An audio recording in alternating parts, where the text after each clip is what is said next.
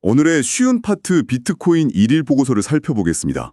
2025년 7월 6일 오전 8시 기준 최신 정보입니다.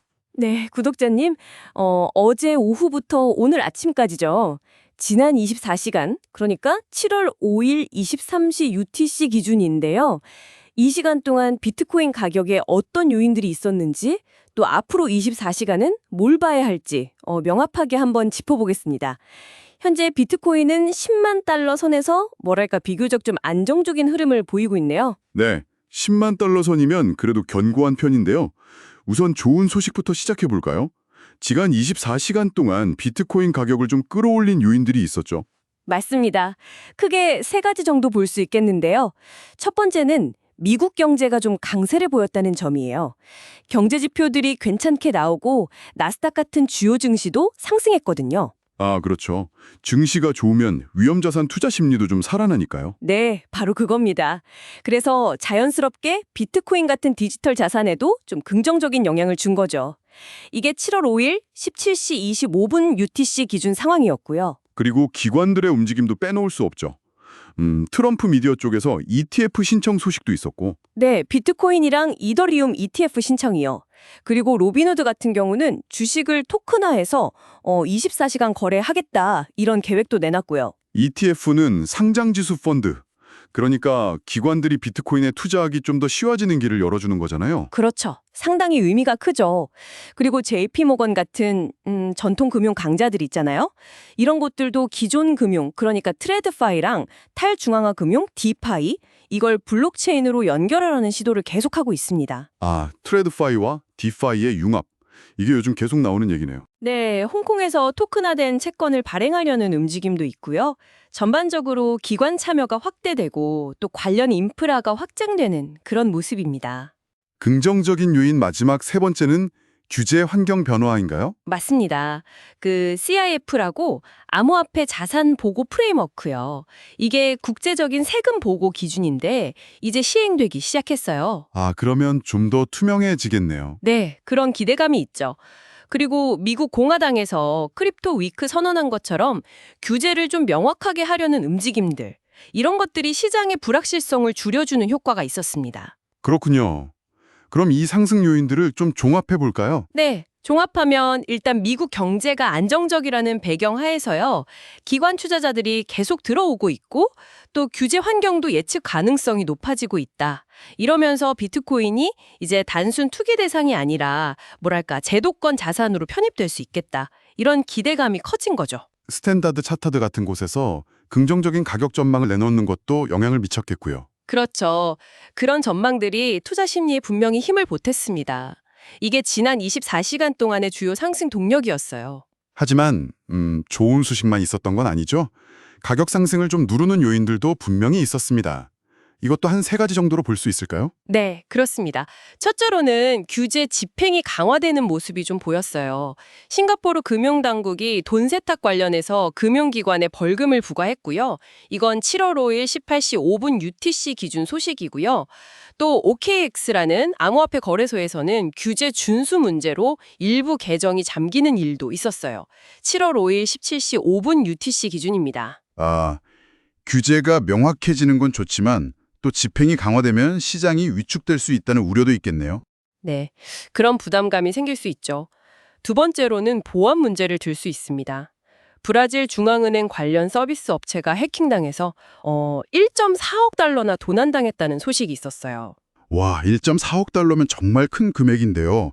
금융 시스템 보안 전반에 대한 걱정이 커질 수밖에 없겠네요. 그렇죠. 그리고 시장 내부적으로 보면 지난 24시간 동안 1억 달러가 넘는 포지션이 청산됐습니다. 이게 7월 5일 15시 50분 UTC 기준인데요.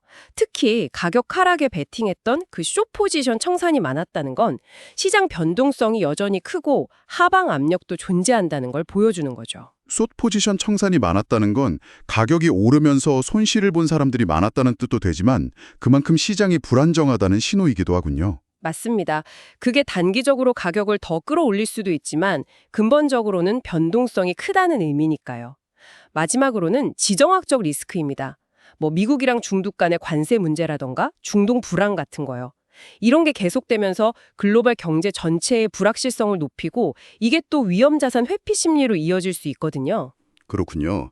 하락 요인들을 종합해보면 결국 규제나 보안 문제 같은 시장 내부적인 이슈랑 지정학적 리스크 같은 외부적인 요인이 복합적으로 작용했네요. 네, 맞아요. 이런 요인들은 암호화폐 시장의 신뢰도를 좀 떨어뜨리거나 투자자들이 몸을 사리게 만들 수 있습니다. 특히 규제 준수 문제나 보안 취약성은 단기적으로 가격을 누르는 압력이 될 수 있고요. 지정학적 불확실성은 좀 더 거시적인 부담 요인이죠. 알겠습니다. 그럼 이제 앞으로 24시간, 그러니까 7월 6일 23시 UTC까지는 어떤 점들을 좀 주목해야 할까요? 구독자님께서 참고하실 만한 주요 이벤트가 있을까요? 네, 몇 가지 중요한 이벤트가 있습니다. 우선 오늘 하루 종일 중국에서 열리는 브릭스 정상회담이 상당히 중요해 보여요.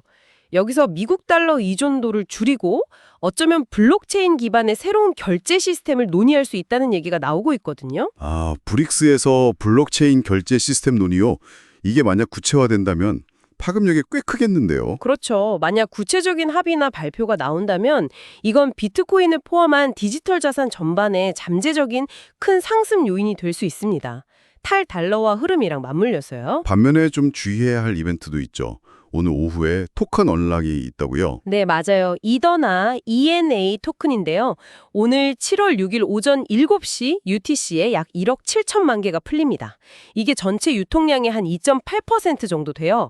보통 이렇게 토큰이 언락되면 초기 투자자나 팀 물량이 시장에 나올 수 있어서 단기적으로는 매도 압력이 좀 커질 수 있는 잠재적 하락 요인으로 봅니다. 그렇군요. 상승 요인과 하락 요인이 될 만한 이벤트가 동시에 있네요. 또 다른 건 없나요? 기술적인 부분에서는 큐텀이 AI랑 블록체인을 결합한 에이전트 클라이언트를 오늘이나 그 이전에 출시할 예정이고요. 아, AI와 블록체인 융합? 이것도 흥미로운데요. 네, 그리고 주피터라는 프로젝트에서는 스튜디오라고 코딩 없이도 쉽게 토큰을 만들고 관리할 수 있는 플랫폼을 출시할 예정입니다. 이것도 오늘이나 그 이전에요. 기술 혁신이나 생태계 확장은 장기적으로는 좋은 소식이겠네요. 그렇죠. 이런 것들은 당장의 가격 변동성보다는 장기적인 펀더멘털에 긍정적인 영향을 줄 수 있는 요인들입니다. 종합해보면 앞으로 24시간은 브릭스 회담이라는 거시적인 변수가 가장 중요해 보이고 동시에 ENA 토큰 언락 같은 시장 내부 이벤트도 있어서 변동성이 좀 나타날 수 있겠군요. 네, 맞습니다. 장기적인 펀더멘털 개선에 대한 기대는 여전히 유효하지만 단기적으로는 이런 이벤트들 결과에 따라서 시장이 꽤 민감하게 반응할 수 있어요. 그러니까 관련 뉴스들을 좀 주의 깊게 지켜보시는 게 중요해 보입니다. 네, 정리 감사합니다. 지난 24시간 비트코인 시장은 기관 투자 유입과 규제 명확성에 대한 기대감 같은 긍정적 요인, 그리고 규제 집행 강화나 보안 이슈, 지정학적 리스크 같은 부정적 요인이 서로 혼재했던 것 같습니다. 향후 24시간은 특히 브릭스 회담 결과가 단기적인 방향성에 중요한 영향을 미칠 수 있으니 구독자님들께서도 관련 소식을 계속 주시하는 것이 좋겠습니다. 이상으로 오늘의 비트코인 1일 보고를 마치도록 하겠습니다. 지금까지 쉬운 파트 시청해 주셔서 감사합니다, 구독자님.